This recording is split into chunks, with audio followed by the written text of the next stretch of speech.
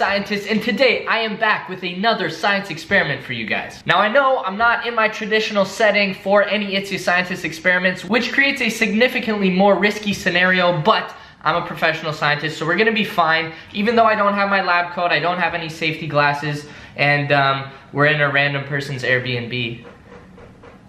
Hopefully they don't watch this. I also still have a cough, which really doesn't want to go away, so I should probably go to the doctor. But anyways, what we are gonna be doing today is the elephant toothpaste experiment. Now, if you guys haven't seen this before, it's basically you mix a bunch of chemicals together and it shoots out or like oozes out, depending on how you do it. It either shoots or oozes. We're gonna figure out which one it's gonna do. What we're gonna do is try that out, see if we can replicate it. We're gonna do it in a bunch of different bottles so that we can see if that affects the experiment in different ways. And we've got different chemicals, so we're gonna mix a couple different chemicals together and see what happens when we do that, because it's an experiment and we're trying to see what happens.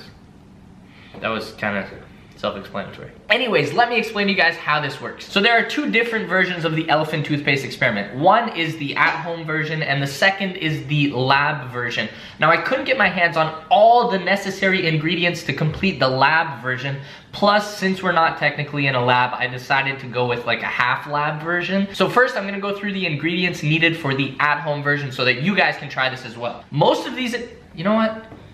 I'm sure I could find like a shitty lab coat in here. I feel like a priest. It's not so bad. When I'm down here, I kind of look sciencey. So the first and definitely the weirdest ingredient of all is probably the one that you're most likely gonna have to go out and buy, and that is dry yeast. Second, which you're probably gonna have in the house, is water. Third is liquid dishwashing soap. The next ingredient, which isn't absolutely necessary, it just makes it look a lot more cool, is food coloring. So I've got a bunch of different colors here, which we're gonna use. Second last thing you guys are gonna need is bottles. So I've got a bunch of different types of bottles here. I've got water bottles, I've got like glass, that's what this is. Glass bottles. I've got a giant Pepsi bottle, which I'm gonna empty out. Got a few different bottles so that we can see how each bottle affects the interaction. Basically, what you want from any of the bottles is a small neck, because that's gonna make all of the foam condense in one spot and make it more likely to shoot out the top.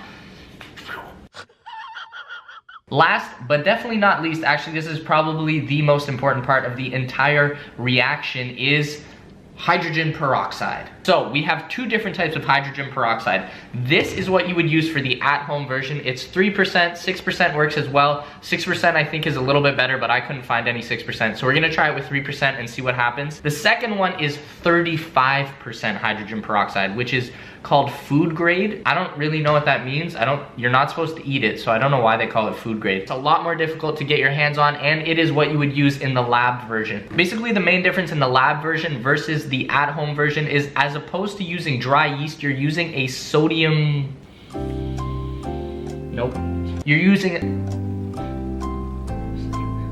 using a saturated solution of potassium iodide. What that is, I have no idea. But I tried to get my hands on it and I had no luck. I have to like set up some US shipping address so that I can get it shipped to there, and then I go pick it up and all that stuff, which, you know, I just didn't have the opportunity to do. But if you guys want to see me try that, be sure to smash that thumbs up button right now, and then maybe we'll do a part 2 where we get all the necessary ingredients and we go back to the It's Your Scientist lab to perform the lab version of elephant toothpaste. Also guys, safety is #1 priority, and so I have these purple gloves here. But yeah, now that you guys have seen that, I'm gonna get ready, we're gonna get SETI, and we're gonna start this experiment.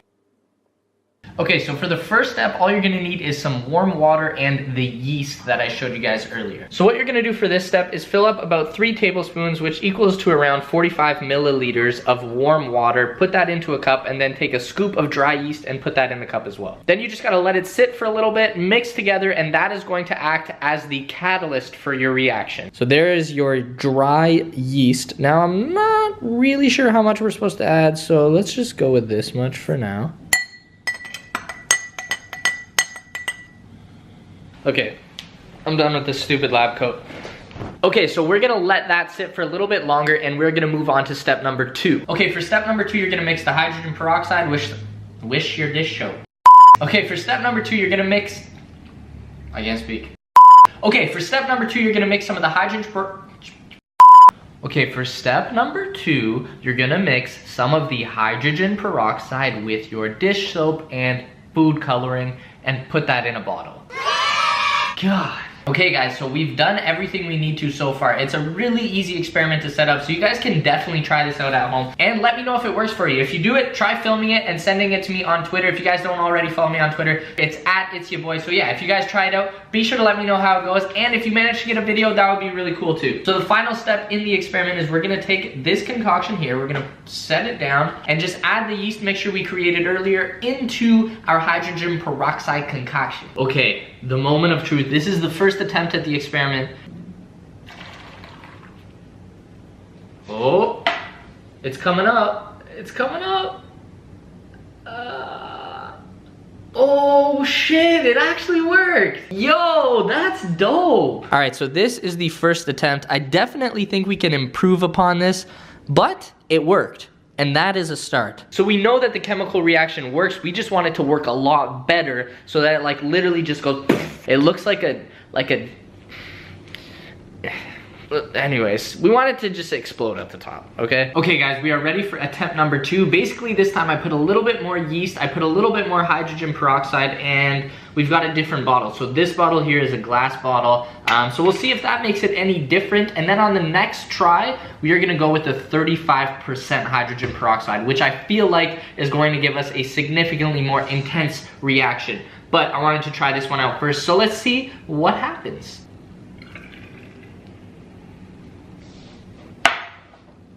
Oh my god, that went out so perfectly even. I feel like that one worked a little bit better. So when I move on to the 35% hydrogen peroxide, I'm definitely gonna go with more yeast and more hydrogen peroxide because we're trying to get this to just go boom, boom, boom, boom, boom. Jesus Christ. Okay guys, this is the third attempt. I've added this here 35% food grade. 35% food grade hydrogen peroxide. We put green food coloring in this time, you know, just because I like to keep it fresh for you guys. I like to change it up. So we've done red, we've done blue, now we're gonna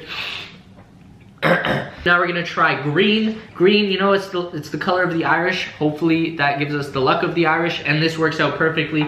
We've got our yeast mixture here. Let's give it a shot. All right, guys. Come on. Whew. Holy shit! Holy shit! Fam, oh my god, it worked perfectly. It shot all over my hands. I'm actually kind of nervous right now because you're not supposed to get this on your hands. I just didn't think it was gonna work that well. That was nuts! Oh my god! Yo, I'm so amped!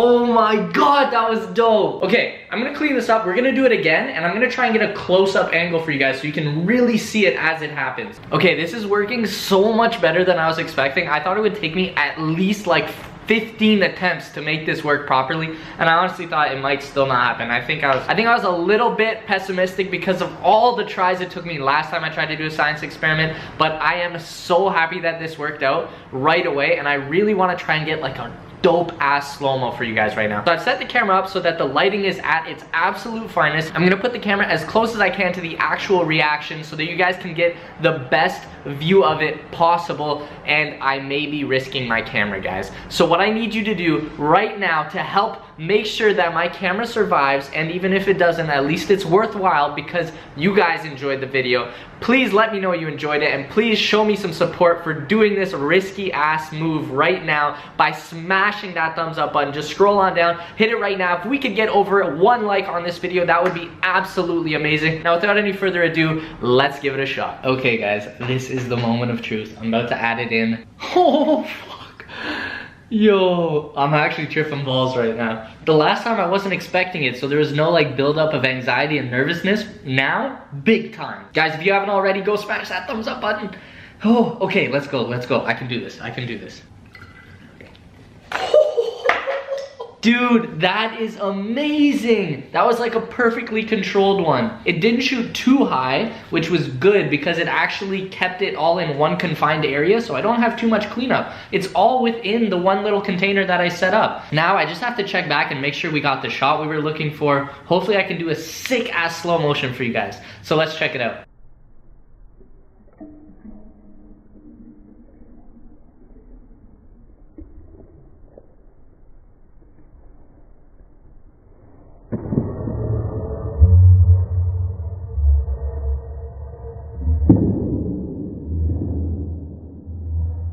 Guys, I honestly can't believe how well this is working out. Compared to my last experiment, this is just such a breeze. I am so happy right now. You can probably tell by the giant smile on my face, but I just want to keep on doing it because it looks so cool. The difference was definitely the 35% food grade hydrogen peroxide. So if you guys are gonna try this at home and you can get your hands on some 35%, I would definitely recommend doing it because it's way, way cooler, but be a lot more careful with it because obviously it's way, way more powerful than when you're using the 3 or the 6% hydrogen peroxide. But like I said, guys, I honestly can't get enough of this. So let's go for a round. What is it, 5? I don't even know, I'm losing track. This time we are gonna use the giant Pepsi bottle. Let's see what happens. All right, guys, here goes nothing.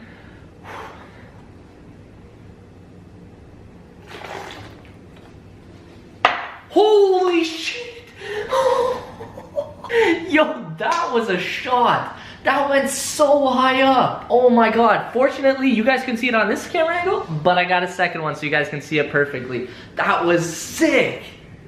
Yo, that's cool. Holy shit!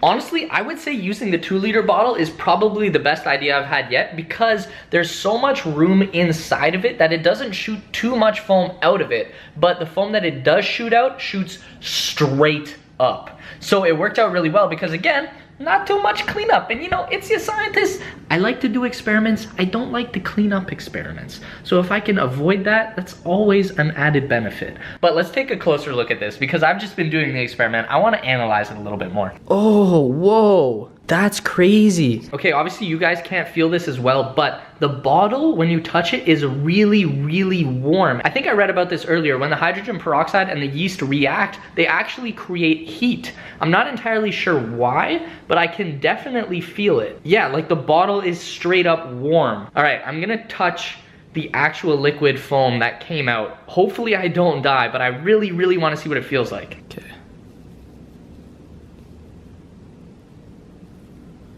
All right, I'm washing my hand, All right, if you find out that my hand's burned off or like something happened to my fingers in the next few weeks, you know why. But so far so good, I cleaned it off. I'm probably gonna clean it off a little bit better in a second, but the foam itself actually feels kind of warm too. Other than that, it feels pretty regular, just kind of like foam or soap that you would use, like, you know when you use a hand soap that's really, really foamy? It feels kind of like that, just warmer. Okay, the squad got back from their little shopping trip. They're here, they are ready to see It's Your Scientist kill it, because that's what I'm about to do. I'm ready. Ready for it? Oh! Yeah, that's what I need. Oh, shit! Yo! I got it! No!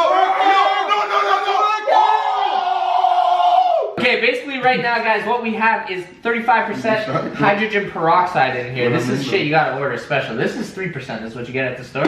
This is special edition hydrogen peroxide. We've got a little bit of soap. We've got a little bit of food coloring to make it look nice. Did you make that up or did you actually order this? Yeah, I straight up ordered it. Wow, okay, cool. And then what we are adding here is dry yeast mixed with warm water. A lie. So I've done this a few times. It worked every other time, but if it doesn't work this time, it's because Ryan tried to do bottle flip challenge with the hydrogen peroxide bottle. So right, blame him. Ding, are you guys ready? ding, ding, ding. You'll find out.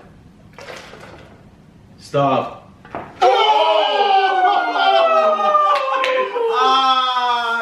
That is. Don't touch it, don't touch it, don't touch it. Wash your hand, wash your hand. Why? Wash your hand. Why? Because you're not supposed to put hydrogen peroxide 35% on your finger. Why? Am I gonna die? Stop, read it, bro. It's not meant for skin? Yeah, avoid contact with skin. No, look at your hand, bro. Then why does it say? Then why does it say? Put it on my head.